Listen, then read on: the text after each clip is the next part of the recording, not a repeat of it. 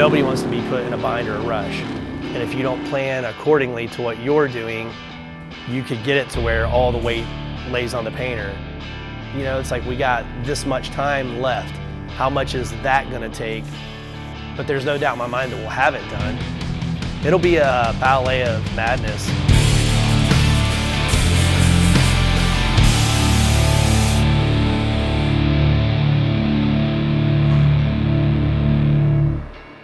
Yeah, when we first got to 2024, you know, being a chopper builder, you know, fairly intimidating, and just wondering what I can incorporate what I do into this build.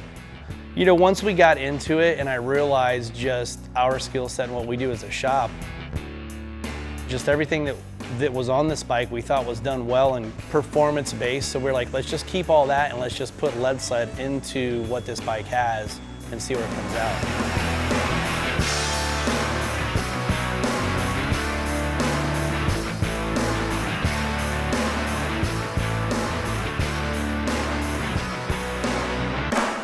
On the airbox cover, which it's really hard for me to call it an airbox cover because I totally just want to keep calling it the gas tank, but it's technically the airbox cover.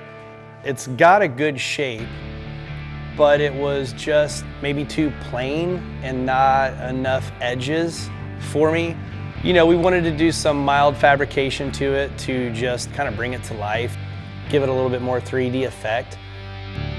The Speedo was up here on the handlebars, and I wanted to clean the handlebars up as much as I could. So I was like, let's put the Speedo in the gas tank or airbox.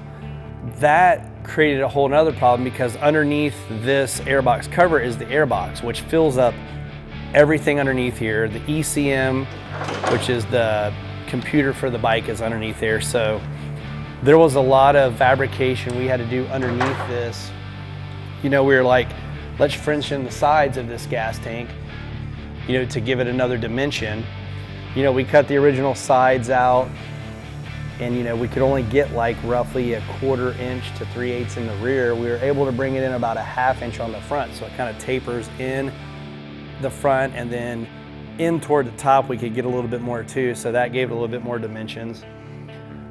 We cut the top out of an actual Sportster gas tank and narrowed that and welded that on top of this airbox cover, and then drilled the hole to mount the Speedo in that, so it has like a dash feel.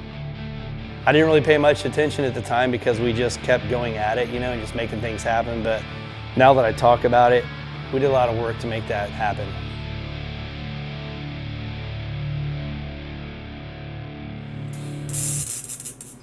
Back in the mid-90s, you know, working on stock Sportsters, you know, that's where I came from.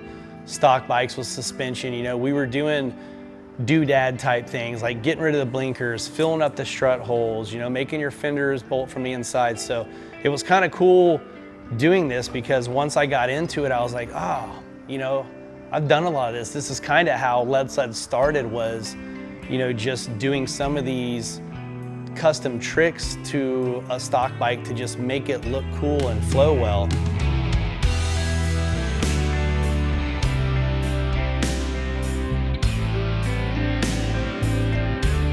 I kind of enjoyed doing that and just doing things that I had done way back in the day a million times, and with it I just kind of felt like we were going back a little bit and just redoing a lot of stuff that we had done and started lead sled with.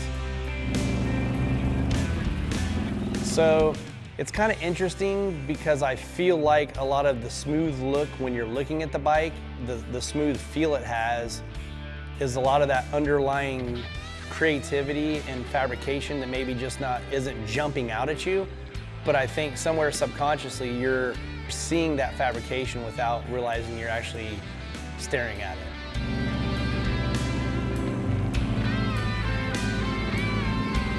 You know, looking at this bike now that we're done with it, I'm pretty much just interested in riding it. It'll be on tour with Harley this whole summer, so when we do get it back, I don't plan on selling it. I'm kind of excited just to have something with some suspension that's kind of just a little hot rod that I can hit the button and just go zip around on.